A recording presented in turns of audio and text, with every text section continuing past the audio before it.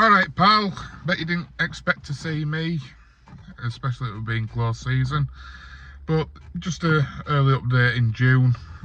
It's currently June the 15th, and just thought I'd go through the ins and outs, the transfers, with the friendlies, update where I think that the dangers are in League 2 next season, the teams that are going to be dangerous, because it's going to be a tough league next season. And just general bollocks, normally that comes out of my gob. So first things first, I hope you're all having a good end of season. I certainly are, especially with how it ended, but we've got to move on, Now, pre-season friendlies, we've got Bury away, first team to go to Gig Lane since they've reformed, which is, that's quite good. That I'm going to look forward to going there, especially with Bury going back there. And as Wayne said to me, we kind of miss going to Gig Lane, so it'll be nice to go there. We've got a tour of Spain, Club Deportivo Eldense. Do you like my Spanish interpretation? It was absolute garbage. But yeah, we're going there for a pre-season friendly, and the club did something really good when putting a package on for the fans. But it's great that they've done they've done hotel and the ticket and fan zone, etc. But they didn't put any flights. How the fuck are people going to get there? We've got Rochdale away at the end, Hull at home, Middlesbrough at home, Bradford Park Avenue away, and we've got 2 under-19 games at Brighouse Town and Eccleshill away. The ins and outs of the club.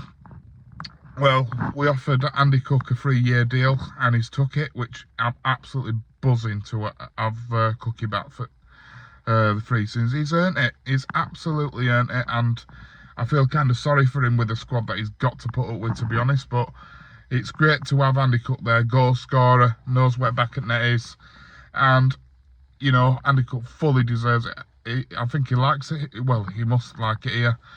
We love him. And it's great to have Cookie here. We offered a deal to Alex Gilliard, who hasn't responded yet.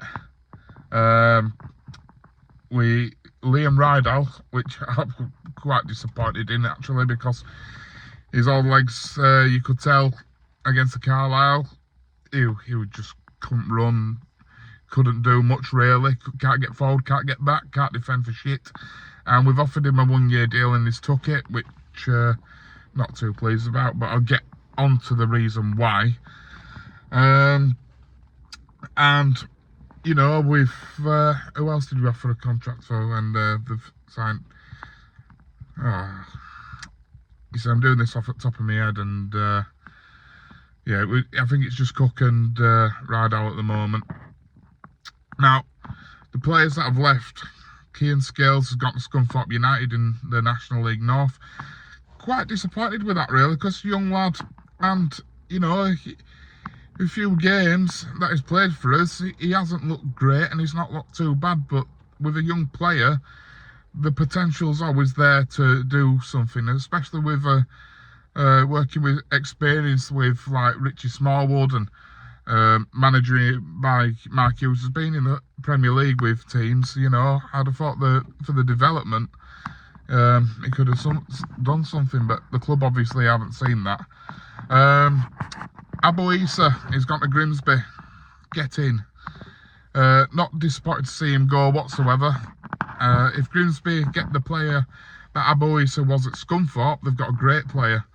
If they get the player that's played for Bradford, you might as well fucking go to Grimsby General Infirmary to see him, because that's all he'll be. We're injured all the time. He's soft. He's not skillful. He's slow. He was just generally shit for Bradford. So we're glad to see him go. Wasted wage. He's wasted earning a killing from this club for the last 3 years. So goodbye, Abo. You won't be missed. Adam Clayton were released. I was glad about that. After what he got injured, came back for the last remaining games of the season, and you could see his legs have gone. Glad to see him go. Matty Foles has gone to Harrogate Town. Now, this is why I'm pissed off about offering Rydal a contract and not keeping Matty Foles. We've actually decided to get rid of Matty Foles. I know I want a fan of Matty Foles, but he was better than Rydal. He was younger, he was quicker, he could get forward, and, you know, quite disappointed in that, really. And then we've brought in we brought in Clark O'Doa, or whatever his bloody name is, from Hartlepool. You got to remember that they got relegated last season. He played 6 games for him, I think. So why is he going to improve our squad? Latest transfer updates and rumours, because we haven't brought anyone else in other than this Dower guy. I'll give him his chance. I'll give him a chance. Rumours were Patrick Brough, who's gone to Northampton today. He signed, I don't know how long he signed for, don't care really, but he was from Barrow, gone to Northampton to play in the league above. Fair play. Don't know if we're actually in for him, but Johnny Williams, we actually had him up in a hotel in Leeds from Swindon, former Welsh international, and he decided to go to Gillingham. He's probably seen out drivers in Bradford and thought, fuck going there, I'm off back down south. Don't blame him really. Gillingham are going to be up there next season. I said this end of last season. They were the second best team in that second half of the season, and I do think that they will be in the top 3 next season. I think they'll win the league. Yeah, great for Gillingham that, and it just puts a bit of a downer on us City fans again. Like League 2 next season, you've got your Notts County who've come up, Wrexham who've come up, who've got the money. You got MK Dons who've come down, who are going to be strong. You got Stockport County who are just going to see that playoff final defeat and just wanting to improve, and I think they will. I think they were the best team in the second half of the season. Gillingham, I think they'll win the league. They've got a rich guy in charge who ain't afraid to spend the cash, and with the transfer business they've done so far under this owner, with the signing of Ollie Hawkins and Timmy Dieng, they're great. They've done really well, and fair play to them, but I don't really want to know what Gillingham do, to be fair. I just want us to do well, but no, it's not happening. Mansfield will be up there, Salford will be up there, Doncaster. Now, this is a strange one because they've just got 7 new players in and they think they're world beaters. Now, everyone saw what happened with Chelsea last season. They brought in about 13, 14 players and spent 500 million, yet they didn't gel. And this could happen with Doncaster. I mean, the only person I know really is Joe Ironside from Cambridge. And we all saw what happened with Crawley as well last season when they got a big player like Dom Telford. They did absolute shite. So I think Doncaster will improve from last season. They've got to do, because they were absolute garbage. And, you know, I don't think they'll be top 7, but I think they'll be up there.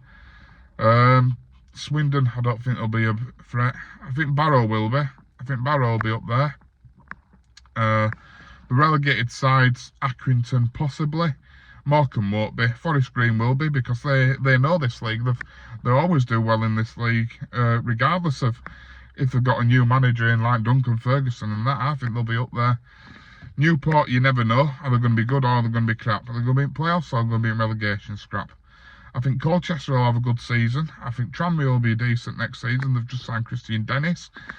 So, yeah, it's going to be really challenging next season. It's going to be interesting, but as a City fan at the moment, not feeling too confident at all.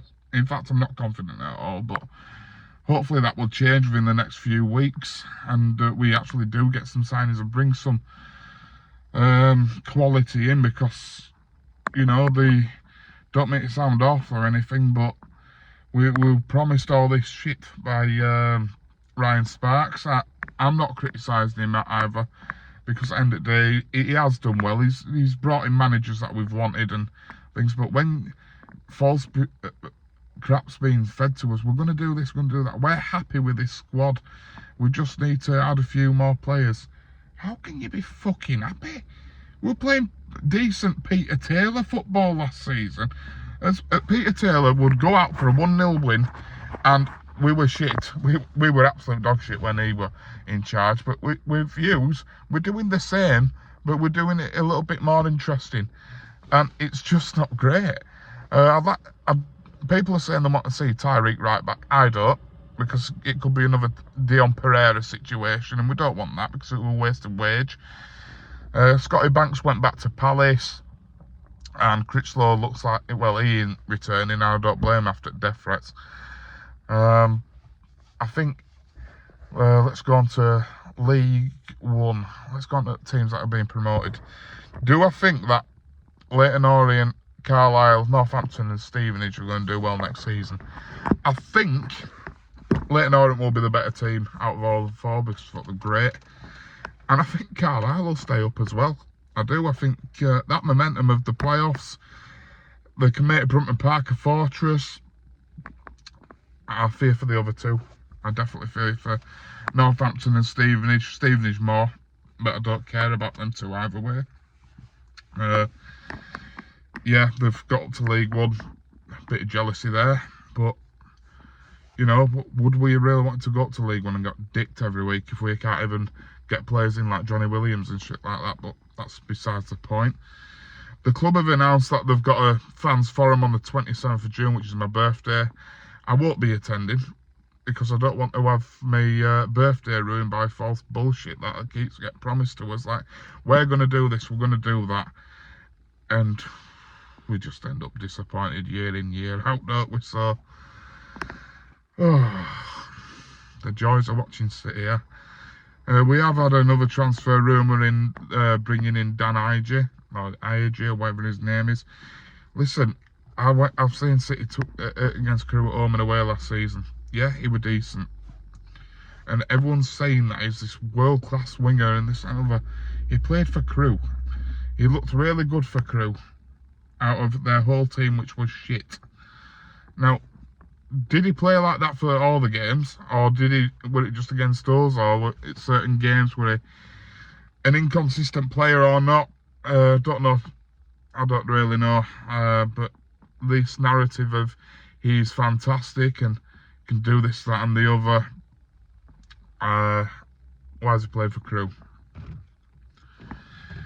So yeah, I think it's going to be an interesting League Two next season, but I am very, very nervous about it. I'm not confident about it at all, and just have to wait and see, won't we? But anyway, you've heard me rant on for about 13 to 14 minutes, so I'll let you all chill and do what you need to do. But anyway, see you in a bit, guys. Have a good one.